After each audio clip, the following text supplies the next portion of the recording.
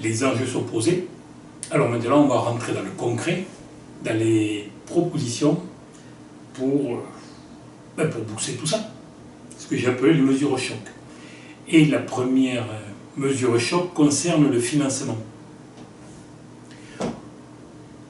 Aujourd'hui, il nous faut économiser entre 300 et 400 millions et les décisions seront prises d'ici fin décembre 2020. Dixit, le président du comité d'organisation des Jeux de Paris. 300-400 millions, c'est le budget annuel d'un bon club de première division du football. Alors que ça fait 20 ans que l'on attend ces Jeux. Alors que c'est la France qui l'organise et alors que le monde entier va nous regarder. C'est pas économiser qu'il faut, c'est imaginer. Il faut sortir des sentiers battus et trouver des moyens de financement, des solutions originales, pertinentes. Et si elles peuvent être pérennes, se reproduire, tant mieux. Alors je vais vous proposer non pas une, mais 4 pistes de financement. Il faut arrêter de jouer petit bras et voir grand. Première mesure choc, première piste pour le financement. C'est, je dirais, la mesure la plus délicate, parce que c'est une mesure psychologique qui a un obstacle majeur, un seul. Une seule personne à convaincre. Une seule. Vous avez vu ce qui vient de se passer à Rennes? La mairesse socialiste et les écolos ont rejeté le départ du Tour de France. Merci Brest. Cela ne vous rappelle rien? En campagne pour sa réélection à Paris, la mairesse a refusé que vous acceptiez les 5 millions que Total était prêt à vous donner. Et concrètement, cela vous met dans la panade, pour ne pas dire autre chose. Expliquez-moi comment, parce que là je ne comprends pas. Elle peut accepter l'argent de cette société pour les primes rénov', les primes d'isolation des Parisiens et les refuser pour les Jeux. Pour moi, il y a une incompréhension absolue. Cela me fait penser à ces présidents de clubs avec lesquels vous avez un début de saison un objectif clair et précis, qui sait que vous êtes compétent et qui, malgré cela, en cours de saison, vient vous suggérer, pour ne pas dire vous imposer, telle ou telle mesure. S'il devait le faire, c'est quand vous avez signé le contrat. Sinon, après, c'est trop tard. Mais pourtant, là, c'est ce que vous êtes en train de vivre. Les faits sont là. Parti socialiste et les écolos, pour les JO, refus de sponsoring de 100 millions. La panade, c'est où? Parti socialiste et les écolos, pour le Tour de France, refus du départ. Alors que c'est une fête populaire extraordinaire. Et s'il venait à votre élu l'idée de se présenter aux plus hautes fonctions en 2022, vous êtes sûr que vous ne seriez pas considéré comme une simple monnaie d'échange? Personnellement, je n'y mettrai pas la main au feu.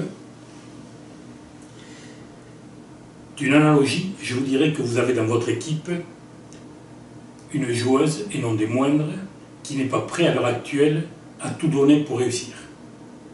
Aussi, et c'est mon deuxième conseil, redéfinissez votre territoire, votre statut. C'est le début de votre compétition. Il est encore temps. Sinon, vous avalerez d'autres couleuvres.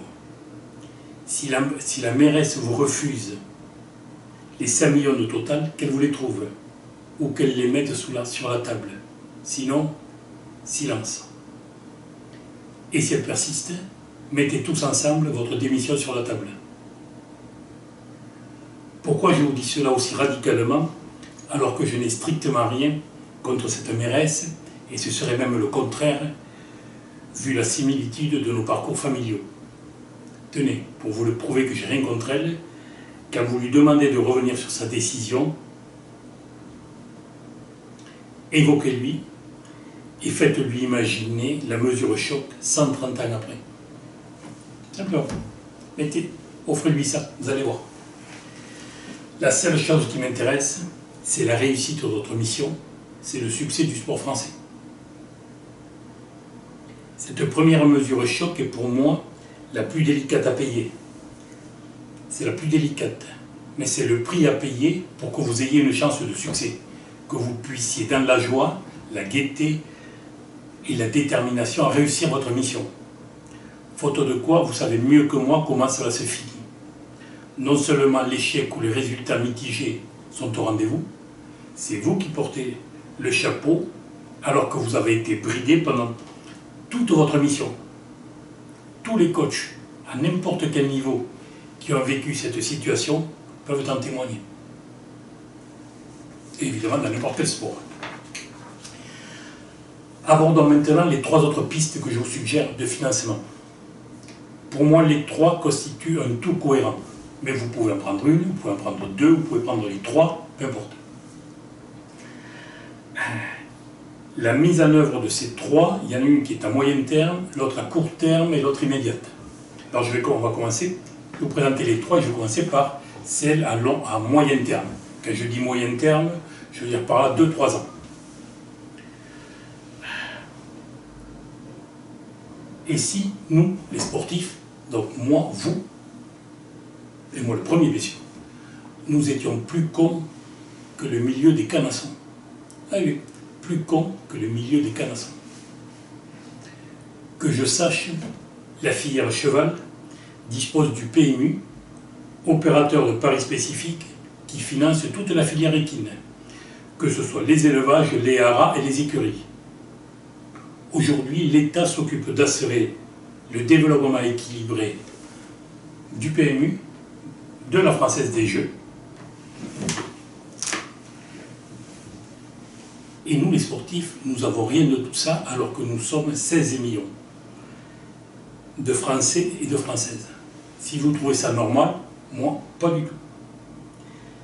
À côté de ces 2 opérateurs officiels, le PMU, la Française des Jeux, il est nécessaire de créer un 3e chargé d'assurer le développement de la filière sportive. Et ce 3e opérateur, le Crédit Sportif, aurait la charge de tous les paris sportifs. L'État peut très bien mettre en place ce nouvel opérateur en prenant toutes les garanties nécessaires pour la sécurité, pour les risques, pour tout, et assurer son développement équilibré au même titre que pour le PMU et pour la Française des Jeux. Réfléchissez, mais je pense que l'avenir passe par là. Enfin, quoi qu'il en soit, l'idée est posée. Mais cette idée est à moyen terme. Et les besoins sont immédiats. Donc il faut des actions à court terme et immédiates.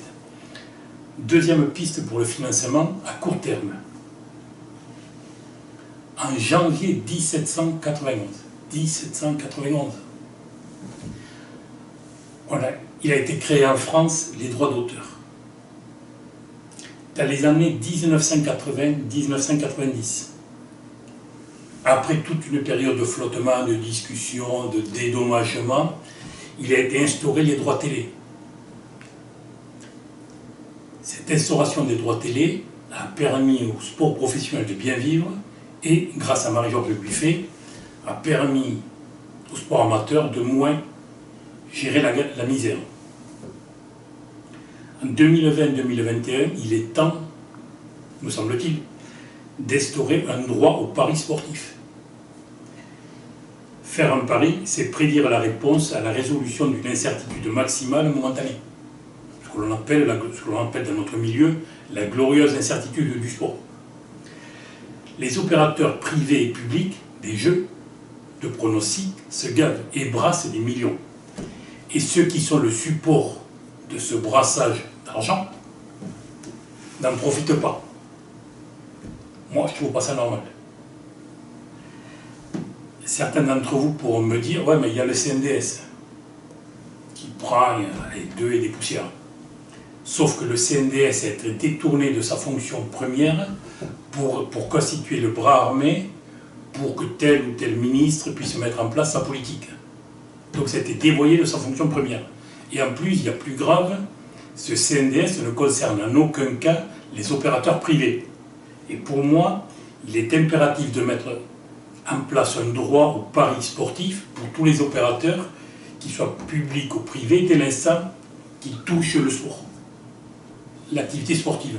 Sinon, c'est du vol. Si on arrive à mettre en place ce droit au pari sportif, on pourrait dire que jusqu'en 2024, les fonds récoltés iraient pour aider à la réussite de Paris 2024, et après, ces fonds pourraient être répartis pour moitié pour le sport professionnel et pour moitié pour le sport amateur. Voici ma troisième mesure. Je pose à nouveau l'idée. Je vous ai dit que il fallait imaginer. Donc j'imagine. Après, il faut faire passer ces imaginations au filtre du réel. Et vous ne me dites pas que ce n'est pas possible.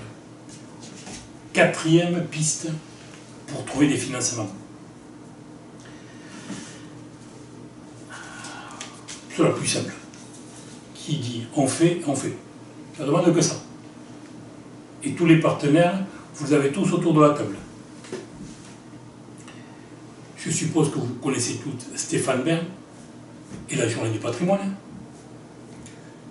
La première année, quand ils ont monté l'opération, bénéfice net dans la poche pour le patrimoine français, 22 millions.